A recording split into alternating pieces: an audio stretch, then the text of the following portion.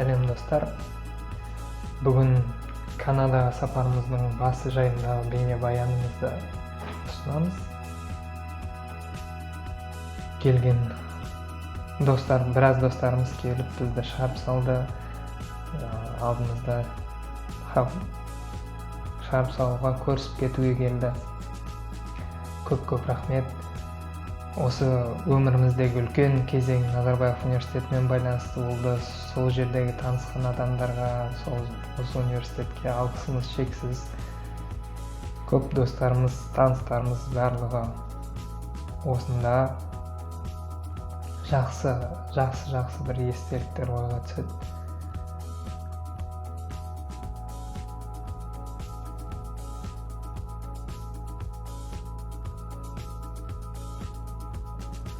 Кезінде Алматыдан бірінші рет ұшып бара жатқан кез есіме түсіп кетті. Енді біраз ел аралап, жер аралап көргеннен кейін енді Астанадан аттанып жатырмыз. Лёт әуе компаниясы арқылы ұшып жатырмыз.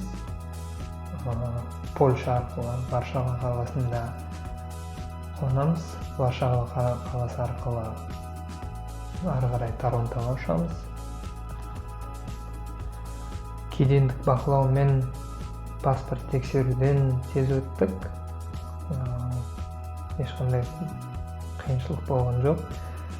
Қол жүктерді тексеру аймағынан да тез өттік, өйткені алдын ала барлық заттарды қалтадан шығарып сөмкелерге салып қойдық. Сұйықтықтарды бәрін алып тастадық. Сол естеріңізде болсын. Бір қызығы, әуежайымызда, самолеттарымызда орын болған жоқ, бос орын мүлдем болған жоқ. Сондықтан толы болып ұштық. Көріп тұрғаныңыздай самолет толы. Варшава аэропортындағы осы Қазақстаннан келетін терминал өте ыңғайлы, бағалары да қолжетімді. Көрсеңіздер, қазір бағаларын көрсетеді.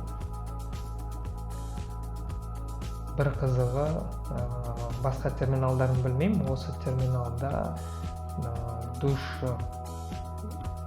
бар екен. Және басқа, мысалы, Франкфурт және басқа үлкен қалалардағы әуежайлармен салыстырғанда бұл душ тегін, біле жүріңіздер. Мүмкін басқа терминалдарда да сондай шығар деп ойлаймын.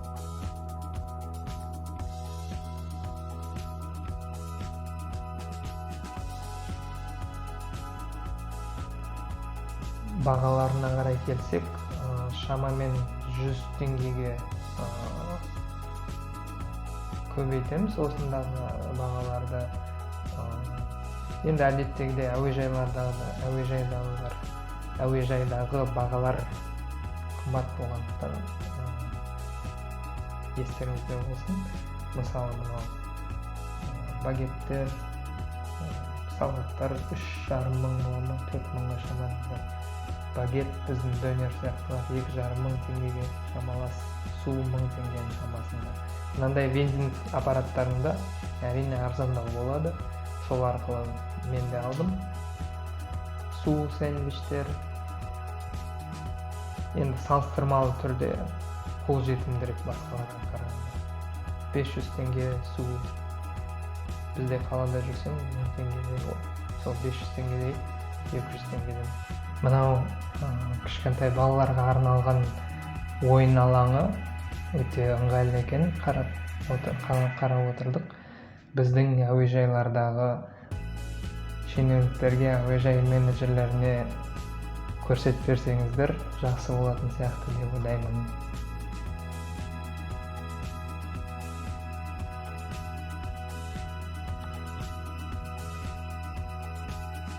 Ұшу уақыты Варшаваға дейін шамамен 5 сағаттай болды.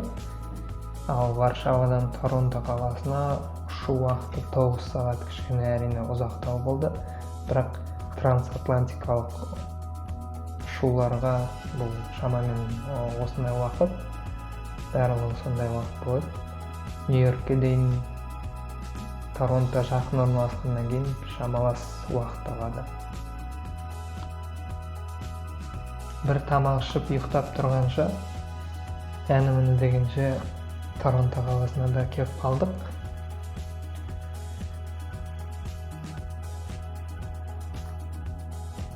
Әуежайлары кең, ыңғайлы, әрине үлкен халықаралық әуежай болғаннан кейін ыңғайлы болады.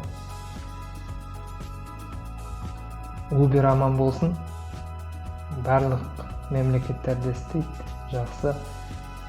Сол жердегі сыртта тұрған таксилерге қарағанда арзандау деп айтам, бірақ арзан деп айта алмаймын. Әрине $50 қалаға дейін жету, $50 біздің бағалардан өте қымбат салыстырғанда.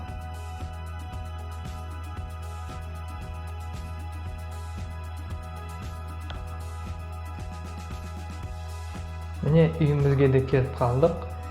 Жақын арада енді келесі 14 күнді осында карантин өткіземіз. Карантиннен кейін міндетті түрде жаңа бейнероликтер шығарамыз сендерге. Ал енді көріскенше саламат болыңдар. Сендермен бірге болған Уәли. Сау болыңдар.